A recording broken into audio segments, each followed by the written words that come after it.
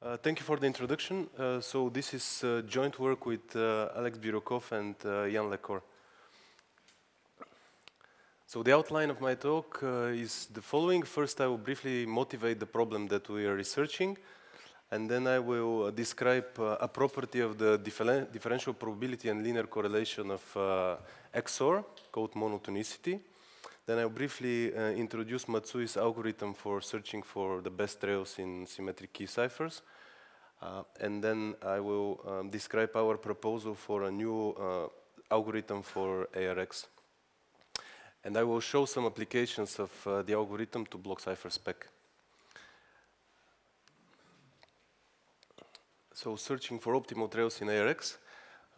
All contemporary symmetric key ciphers are designed in a way to be provably resistant against the two most powerful attacks in symmetric key cryptanalysis, linear and differential cryptanalysis. So broadly, there are two strategies to design ciphers in such a way.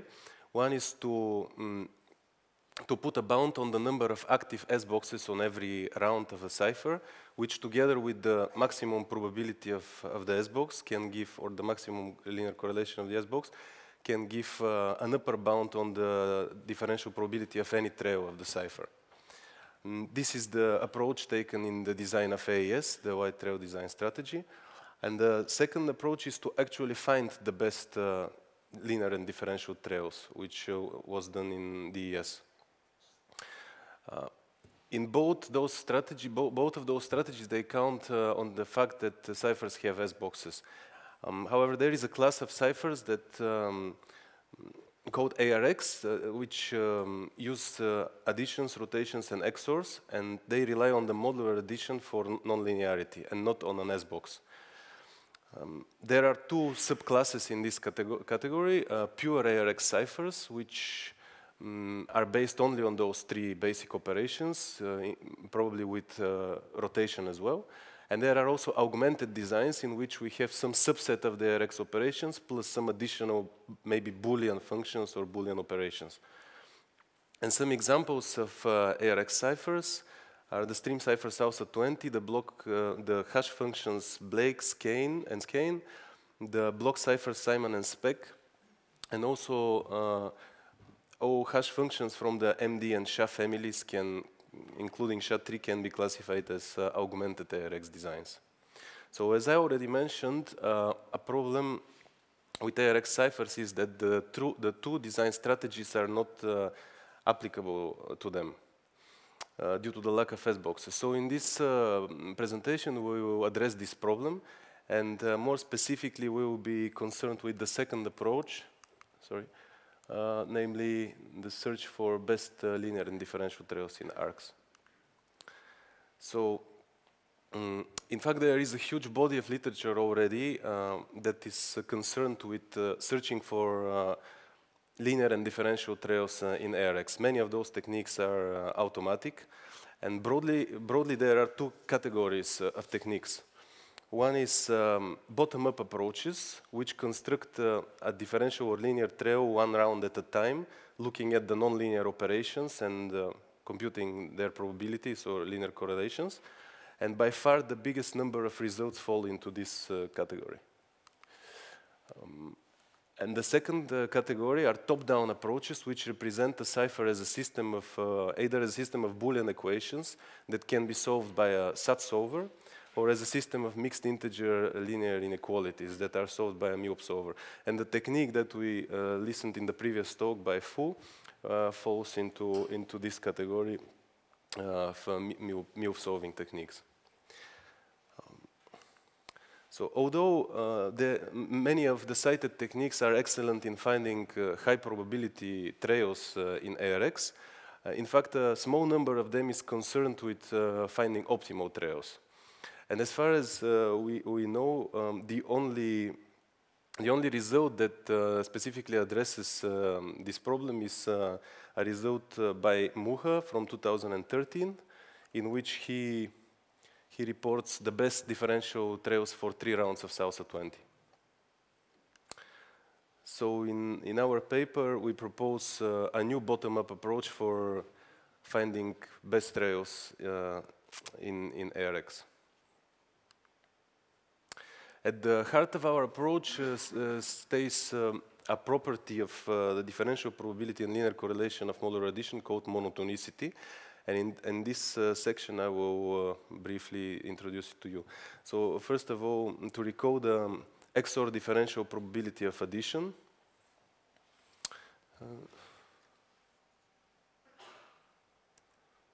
So this is the probability with which input XOR differences alpha and beta propagate to an output XOR difference gamma through the modular addition operation. And this probability is basically computed by counting the number of pairs X and Y that satisfy the input differences and then result in output pairs that satisfy the output difference by propagating through the addition.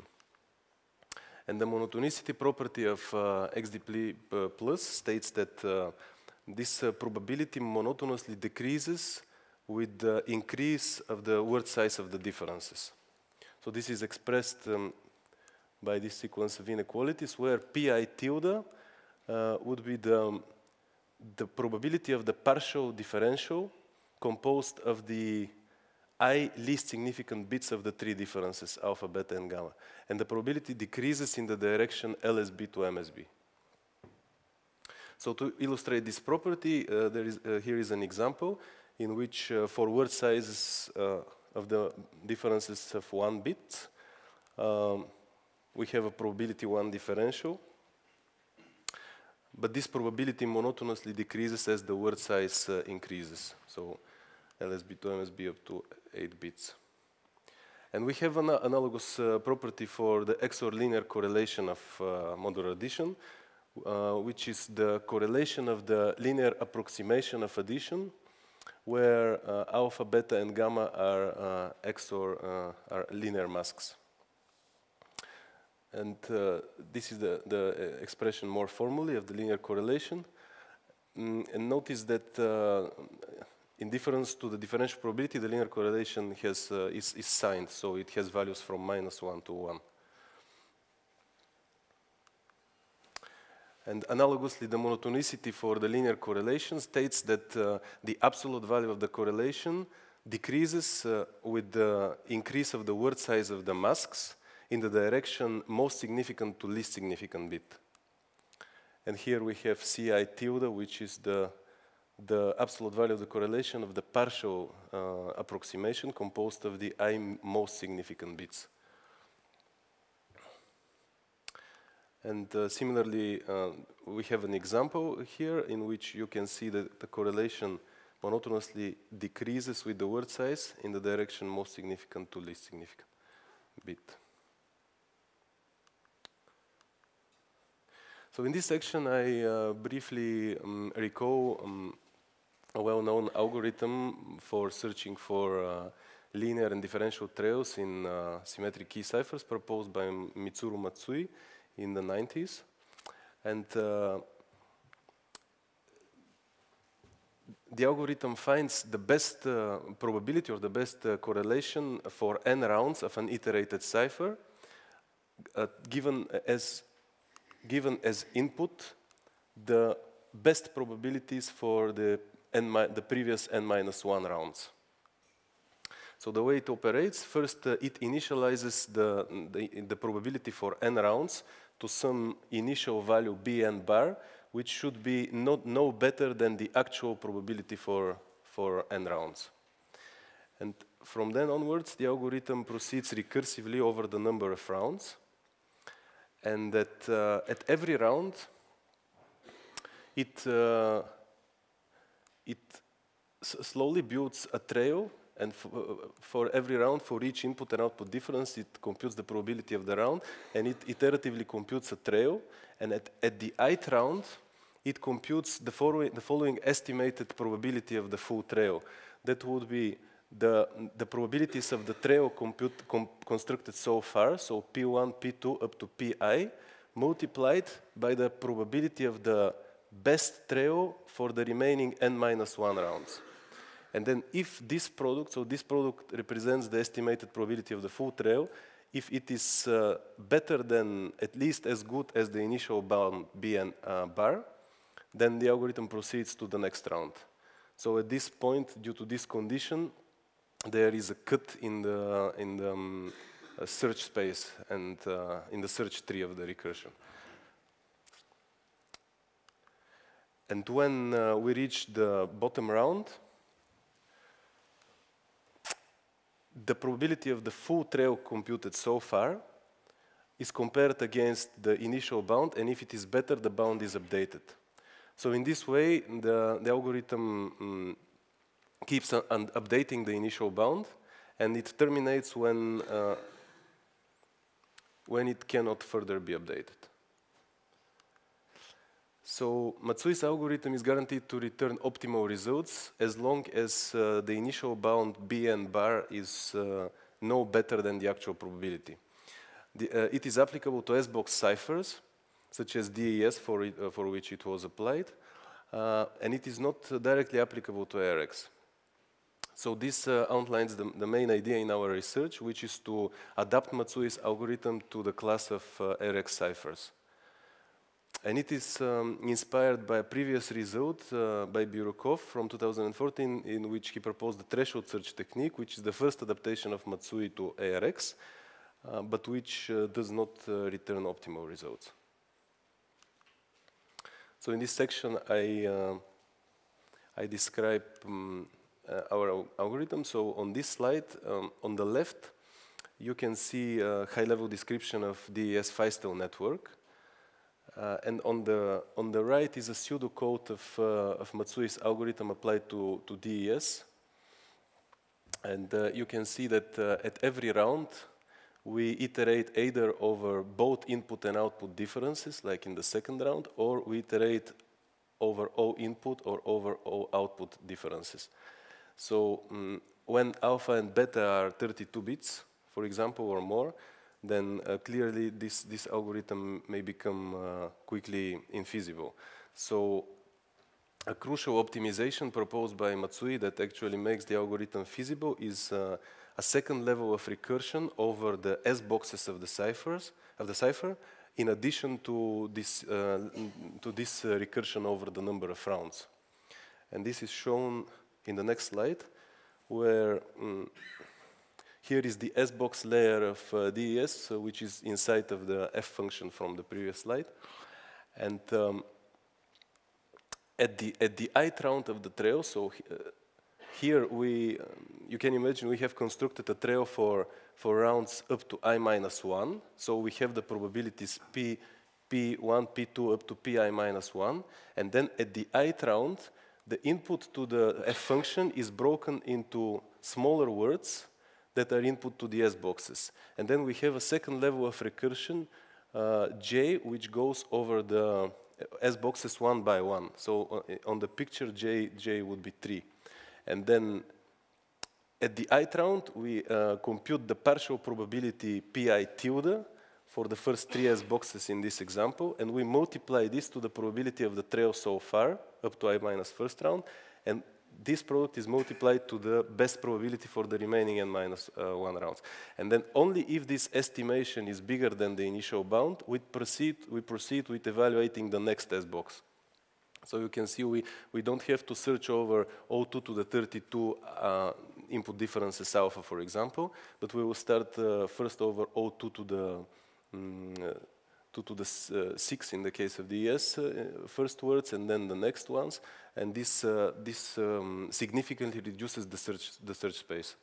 So it is critical for the feasibility of the algorithm.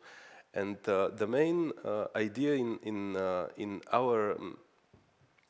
our adaptation of Matsui's algorithm to ARX is to introduce a similar second level of recursion. However, in this time, it will not be over the S boxes, but it will be over the bits of the differences. Because remember that in ARX, we have modular addition instead of an S box.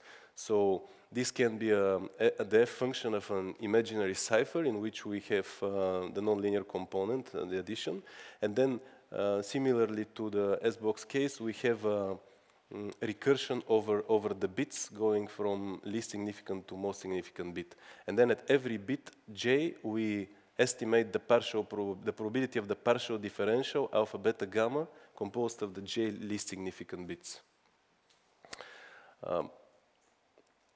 The reason why this modification of the algorithm preserves its optimality is exactly the monotonicity property that I introduced in the beginning of the talk. So in this section, I describe application of this algorithm to block cipher spec. And before that, in the previous talk, you already heard a brief description of spec, so I will quickly go through these slides. So spec is a family of block ciphers. It is composed of 5 instances, depending on the block size, and this is the round function of the cipher. And the number of rounds and the key sizes for each member of the family depends on the block size, and this is summarized in this table. So for the smallest version, spec32, we have a single instance, key with 64 bits and 22 rounds. While for the biggest version, we have 3 different instances with rounds 32, 33, and 34, depending on the key size.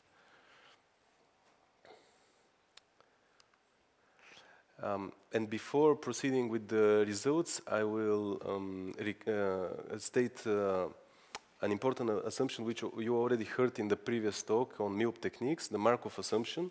And for us, similarly to the authors from the previous talk, our results hold under the Markov assumption. The Markov assumption is composed of 2 parts. The first one is that the analyzed cipher is Markov cipher, and the second is that its round keys are independent.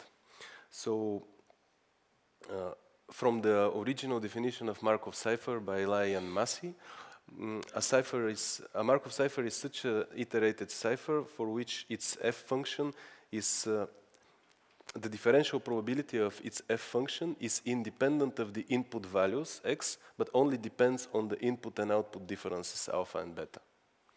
And the real importance of the concept of Markov cipher is given by a theorem in the same paper by Lai and Massey, which basically states that if a cipher is Markov and if its round keys are independent, then the probability of a trail is equal to the product of the probabilities of the corresponding transitions of the trails. So basically, the Markov assumption allows us to multiply the probabilities of separate transitions of an iterated cipher. On this slide are shown the results from the application of our algorithm to all members of the spec family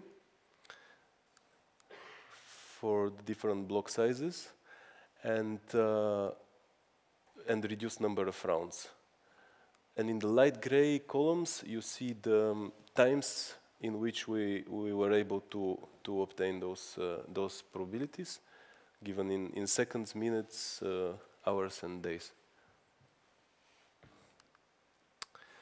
We also use this best probabilities to derive trivially bounds on the upper bounds on the security of spec against single trail differential cryptanalysis, which are shown here for the different versions.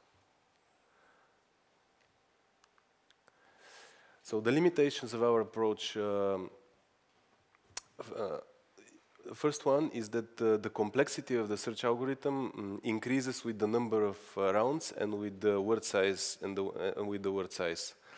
Currently, we're working on a parallelized version of the search procedure, but this is not trivial due to its recursive nature.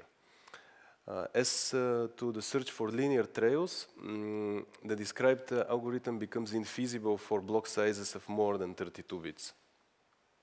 And finally, as we show in our paper, the Markov assumption in fact does not hold for spec, but nevertheless we note that this is the best a cryptanalyst can do, namely to assume that a cipher is Markov even when it is not. And furthermore, we have experimentally checked that the probabilities of the reported trails hold for most of the keys. Therefore, the results have meaning from practitioner's perspective.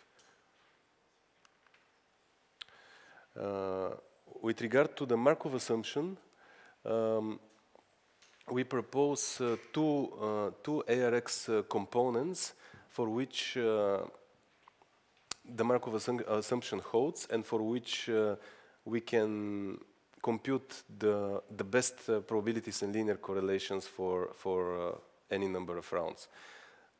These are Marks and Specky. Marks on the left and Specky on the right. The first one is based on the mixed primitive of the Skein hash function, or more precisely the three-fish block cipher which is used in Skein. And Specky is based on Spec32, where the key addition, which is originally here in Spec, now it is moved to a full state key addition in the beginning. And both components have state of 32 bits. So in the first case we have 4 8-bit words, while in the second we have 2 16-bit words. And as you can see, the best probabilities and linear correlations are comparable and provide comparable security. So 10 rounds of the constructions are secure against single trail linear and differential cryptanalysis. So this brings me to my conclusions.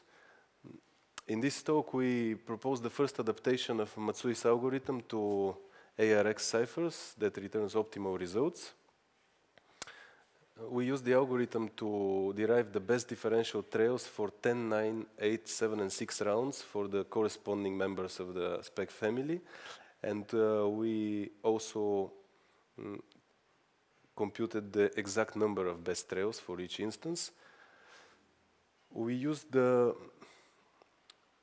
best probabilities to compute bounds on the security of Spec against single-trail differential cryptanalysis.